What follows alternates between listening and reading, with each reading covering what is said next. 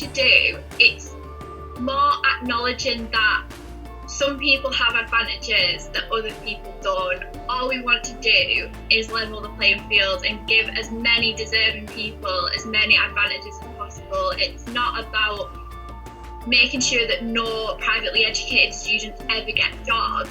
It's more about, in the UK we get told that it's a meritocracy and that people who try hard and people who work hard will get the best positions. So what we're trying to do is make sure that, well, if that's what the government wants, if that's what everyone wants, then we need to start everyone off at the same starting line.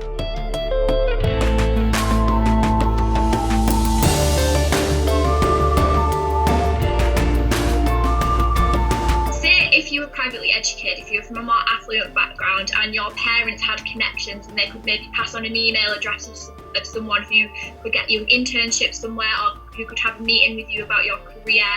We're kind of doing that for our members. So we're saying, look, if you want to get into this career field, we can help you. We can give you this little bit of insider information. We can kind of set up a Zoom meeting with these employers, and yeah, it is in a group setting, but the advice that they have is still really valuable. Our members get to ask questions, and I think that giving someone a little bit of extra knowledge about the fields that they want to go into, it is an instant confidence booster.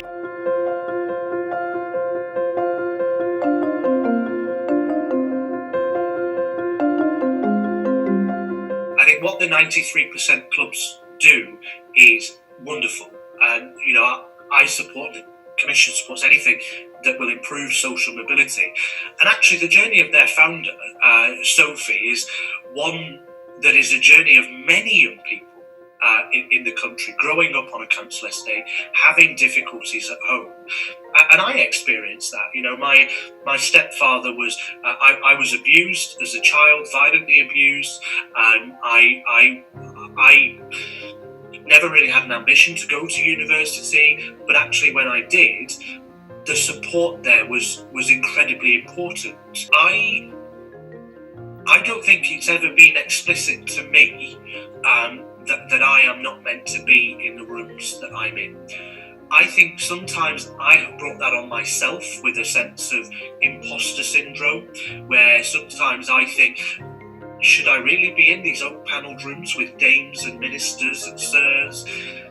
But actually, when I have the conversations with them, they want me there, and they want me there not just to tick the box to say, yes, we've got underprivileged people, yes, we've got young people, but actually, the more representative we are, the better decisions that we make.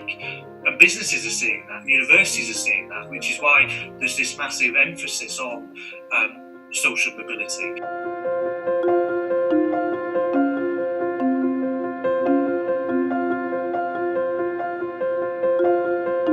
It is no secret that Britain is an elite country. You've got, our power structure is dominated by the narrow section of the population that go to private schools and then graduate from just two universities, Oxford and Cambridge. But actually, it's about how we get more disadvantaged young people through the doors of those institutions. They are obviously working, and they're obviously very good at what they do. So actually, those at the top, the power structure, the elite, need representation. They recognise that they need it, and that's why I think I've never come across the old boys network, the old boys club.